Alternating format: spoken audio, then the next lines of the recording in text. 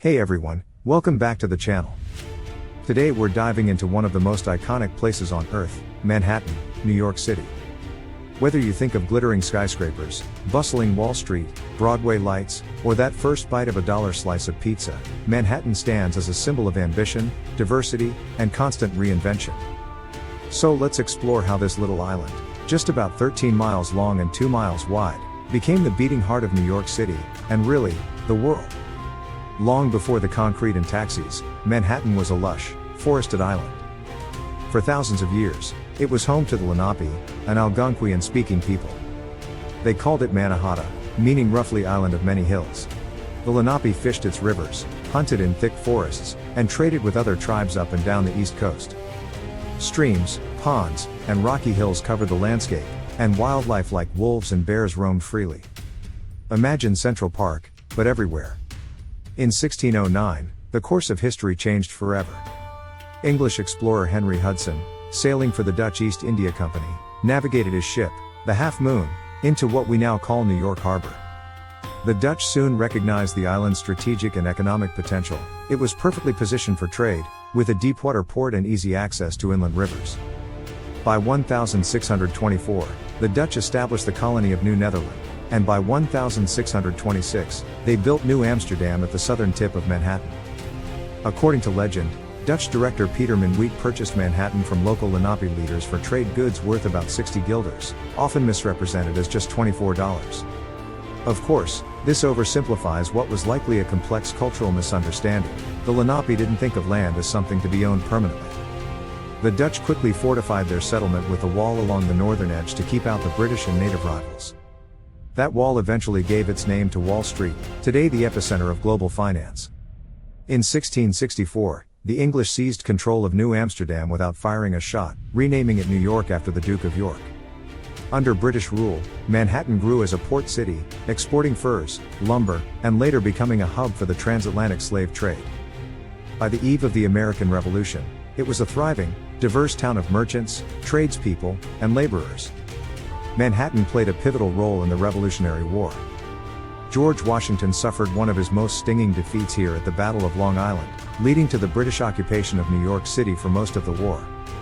But after the British left, Washington triumphantly returned to Manhattan in 1783, and in 1789, he took the oath of office as the first president of the United States right on Wall Street. Through the 1800s, Manhattan exploded with growth. Immigrants from Ireland, Germany, Italy, and later Eastern Europe flooded into neighborhoods like the Lower East Side, living in crowded tenements and chasing dreams of a better life. Meanwhile, the city built northward in a relentless march. In 1811, the Commissioner's Plan imposed a grid of streets and avenues on Manhattan, laying out the framework that still shapes the island today.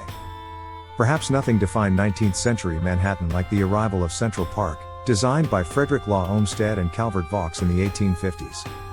This massive green oasis offered a democratic space for rich and poor alike, and remains the heart of Manhattan today. The late 1800s and early 1900s brought an age of steel and ambition. Manhattan's skyline rose ever higher with the invention of the elevator and steel frame construction. Buildings like the Flatiron, the Woolworth Building, and eventually the Empire State Building redefined what a city could look like. In 1931, when the Empire State opened, it was the tallest building in the world, a true monument to New York's relentless drive. But Manhattan was also the stage for intense human drama. In 1911, the Triangle Shirtwaist Factory fire killed 146 garment workers, most of them young immigrant women. The tragedy sparked sweeping labor reforms that improved working conditions across America. Through the 20th century, Manhattan cemented itself as a global capital. Wall Street became the financial heartbeat of the world. Broadway lit up as the center of theater. Harlem, in Upper Manhattan, gave rise to the Harlem Renaissance, a dazzling explosion of black art, music, and literature in the 1920s. Even during the tough times, like the Great Depression or the fiscal crises of the 1970s, Manhattan remained magnetic. Artists, musicians, immigrants, and dreamers kept coming, transforming neighborhoods again and again. Soho went from factories to artist lofts. Times Square went from gritty to glamorous. And through it all, New Yorkers carried on with that famous resilience. The attacks on September 11, 2001, were perhaps Manhattan's darkest hour. The destruction of the World Trade Center left a deep scar, but also brought people together.